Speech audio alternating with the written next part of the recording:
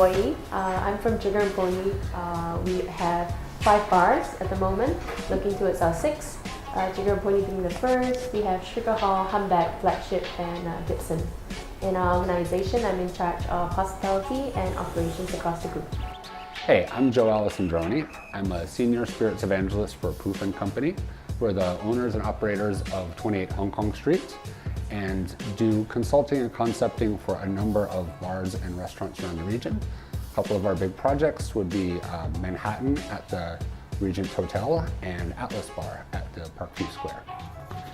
How has the Singapore cocktail scene evolved over the last 5 years? I think one of the biggest things for me is Singapore has become a cocktail capital globally. That's one. I don't really find people coming to cocktail bars and just asking for Singapore Slings anymore. We're kind of known for more than just that now. I would agree. Some of the biggest things I see over the last 5 years is a real maturing of the scene. I think many of the bartenders have a bit more experience and are starting to really understand the products they work with, and bringing in some of their experiences from traveling overseas and integrating nicely some of the local flavors with some of the trends and techniques that they picked up internationally. In the last 5 years, when we started Jigger and Pony, our first mission was that we had to create a very intense training platform, because it didn't matter who we hired at that point of time. They all needed some form of knowledge and skill training in terms of the craft. But these days, I feel like the new generation of bartenders coming in, they're already so engaged with regards to craft cocktails, knowledge, techniques, that it's actually easy to integrate them and become very passionate. I definitely think it also comes from the customer side. I think as many of the customers here have traveled a bit and have got a bit more into cocktails, we see a lot more growing interest in full-bodied, interesting spirits with a story behind them, and a lot more people ordering classic cocktails on their own and getting more comfortable with knowing what they would like, which really helps from a bartender standpoint to push the boundaries a bit. I think we've also taken cocktails out of just cocktail bars and actually moved more into restaurants and bars as well.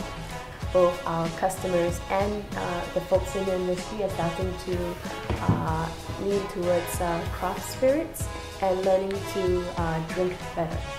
The other thing I'm really excited to see here is moving past novelty serves, I guess. I think that the scene in general is maturing a little bit, and that's a really great sign of a healthy, mature, world-class cocktail scene.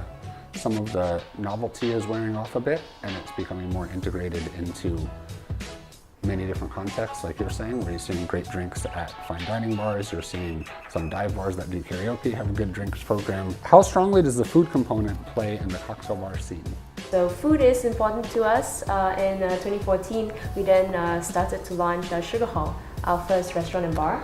So it's a round bar with a charcoal grill, and that has worked out really well for us.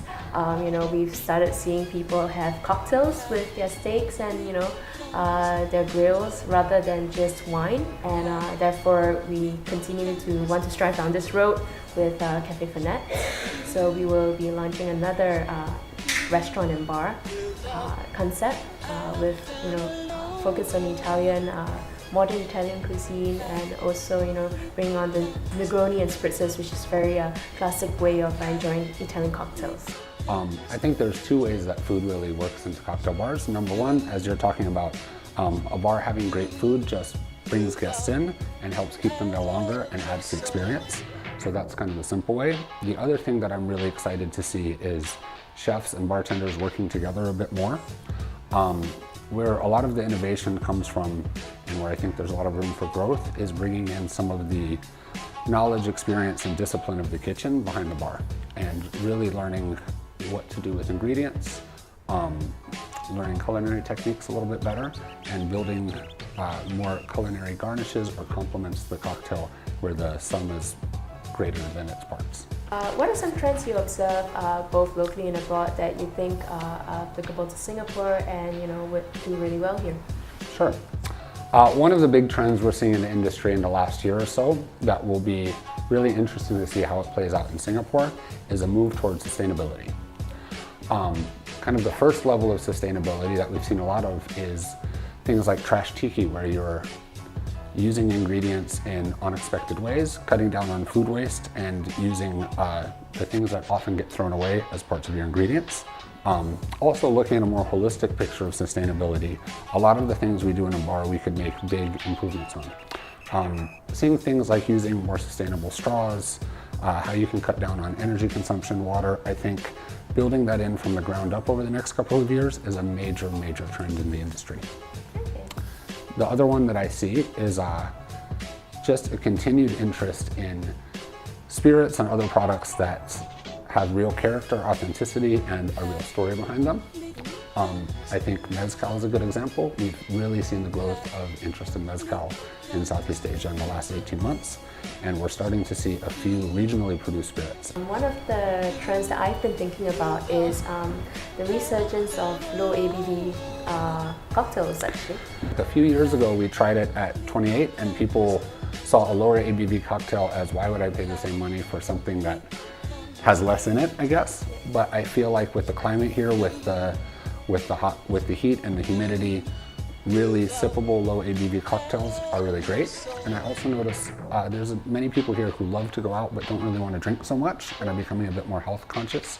So those low ABV wine or vermouth based cocktails can provide a great value and can let you drink something super tasty and not get drunk when you don't. Yeah, it's something that I've actually noticed in, I think in Sydney there's a bar called This Must Be the Place, and they're most famous for Belafonte. And their bar focuses on low ABV cocktails, and it seems to be thriving over there. And with Dante as well, focusing on approachable small plates with low ABV cocktails as well. And I actually noticed that Cracker Jack starts doing frosés and a little bit more of a refreshing style cocktails. You want to tell a story about how somebody walked in and asked for?